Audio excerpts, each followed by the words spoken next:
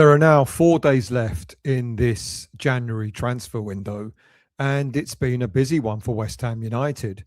More players have left than have arrived, but our business doesn't seem to be done just yet. West Ham are actively linked with Nicola Zalewski. It's a bit of a bold short-term creative option after Lucas Paqueta's exit. Zalewski is Polish, represents Poland, but he was born and raised in Italy, 24 years of age. He's a wide midfield player, a wing back, but he's versatile. He's good at set piece quality and an excellent defensive work rate. But he's not a like for Lucas Paqueta, and it would require a significant bid to actually prize him away from his current club, Atalanta. They don't need to sell, and they're in the playoff stages of the Champions League in order to try and get themselves in the final 16 of that competition. So why are West Ham pursuing Zalewski? Well, we've got £36 million to spend, and we've still got 4 days of the transfer window to do it. Now, I know we don't actually have all of that money in the bank. I know you're all going to say, well, we haven't received it all. But according to our accounts, it will be shown as income for this financial year. Now, many fans thought that the Paqueta saga would drag into the final days of the transfer window, or the final day of the transfer window, thus giving us no time to reinvest the money that we received for him. Other fans have already suggested that the money's already been spent on the likes of Castellanos and Pablo. But making an inquiry on a young dynamic player like Zalewski seems to indicate that West Ham are just not done in this transfer window yet. Paqueta, gone. This leads to a creative gap that needs to be filled in the squad. Now, reports from Sky Italy say West Ham have made inquiries and want an attacking reinforcement before the transfer window deadline is closed, which is Monday, the 2nd of February at 7 o'clock. Now, Zalewski moved to Atalanta in August 2025 in a deal reported to be worth around 17 million euros. So Atalanta are going to expect a decent profit if they were to sell the player. But at this stage, there's no offer from West Ham for them to turn down. Now, if West Ham were to pursue this interest and actually make a successful bid, they would get a player who I said is versatile and can operate as a left winger, left wing back, as a left back, or as an inside midfielder, which would give Nuno some tactical flexibility. He's got some excellent technical traits. He's a good dribbler of the ball, a creative passer, and offers a threat from direct free kicks. So even though he plays on the left side, he is the sort of player that can operate in the middle and probably be highly successful at doing so. He's got a high work rate, which includes some excellent defensive statistics. He would certainly suit Nuno's defensive pressing demands.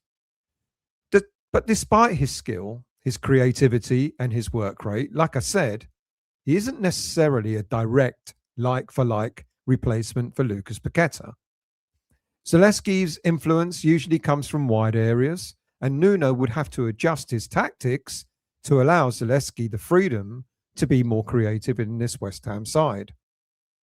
But like I said, he's good enough to be able to be utilised in a more central midfield role. Another question that would need to be answered immediately is whether he would be adaptable or be able to adapt to the Premier League pretty quickly. The physicality and the intensity are tests for most decent players, so it would be crucial to integrate the player as quickly as possible. But having said that, both Pablo and Castellanos aren't doing a bad job at adapting. Atalanta value the player highly, and other clubs such as Napoli and Fiorentina are also apparently linked to the player, which could push the fee up. Zalewski's got a contract till 2029, and there is a club option of extending that for a further 2 seasons. So it is highly possible that the Italian club are going to want a fee of 25 million euros or even more than that. Zalewski would be a bit of a statement from West Ham to suggest that we're not just done yet, and by bringing in a versatile, dynamic 24-year-old player would demonstrate that we're still in this fight to maintain our Premier League status. Let's see if this develops from an inquiry to a serious bid over the next day or so. But one player that we know we are getting in is Axel Disasi. I mentioned this earlier this week. It's suggested that the player has agreed to a loan deal to join West Ham, but it's not known whether that deal includes any option or obligation to buy. I guess it probably depends on what league we're going to be playing in come the end of this season. I like Disasi. I think he's a half-decent defender. It seems that West Ham fans, though, are split as to whether he's be a good signing or not. Personally, I think he would. He's a decent defender, certainly an upgrade on Max Kilman. And if he does join, then we would be adding yet another modern-day centre-back who is athletic and progressive. But is he better than what we currently have? Well, I've already mentioned, I think he is better than Kilman. Kilman has got no confidence at this moment in time, is severely dented. So I think Disasi would be a decent upgrade on him. Look, we know Dinos, physical presence, he's improved of late. Todibo's probably our most technically gifted central defender. And his recent displays have reminded us why we paid the 30-odd million pounds for him in the first place. And interestingly, I think Disasi could be the perfect partner for Todibo. His strengths include a mix of athleticism, aerial power, progressive passing. He's also comfortable stepping into midfield with the ball, and he's also capable of playing as right back or on the right side of a back three. So if Nuno decided to actually revert to a back three, he will have someone like Disasi that will fit in with Mavropanos in the middle and possibly Todibo on the left side of a back three. Look, I expect the Disasi deal will be far more definite than the talk of Zalewski signing, but West Ham have now got that financial flexibility to go for both players. And again, as mentioned earlier this week, West Ham are also close to sealing the transfer or a loan signing of goalkeeper Antonin Kinsky from Spurs of all clubs.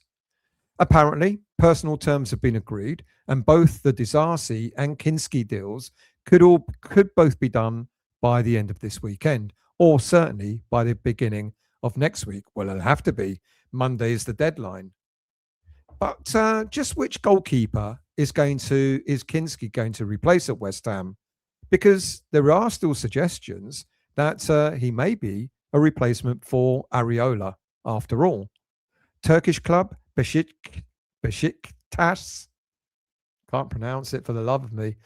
Turkish club Beşiktaş are apparently still pursuing Areola.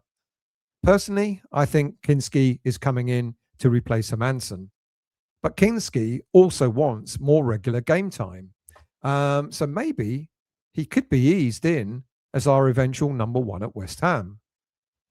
Personal terms, as I said, have been agreed between the player and the club, and he would be joining on a loan basis with options at the end of this season, again dependent on which league we'll be playing in next season. So there you have it. 3 more players to come in, which is, quite interesting, especially when I thought at the beginning of the transfer window that we might get 2 or 3 players in at a push. So having had all these players leaving and bringing in these 3 players on top of what we've already done, the business we've already done, is certainly a transformation of this West Ham squad. I'm sure there's going to be even more news to come between now and Monday. But in the meantime, there's that little matter, of course, of having to play Chelsea in the Premier League on Saturday. So let's hope we put in a good performance and come away with a positive result. Thank you for watching and listening. Do subscribe to the channel if you can, and I will see you all very soon.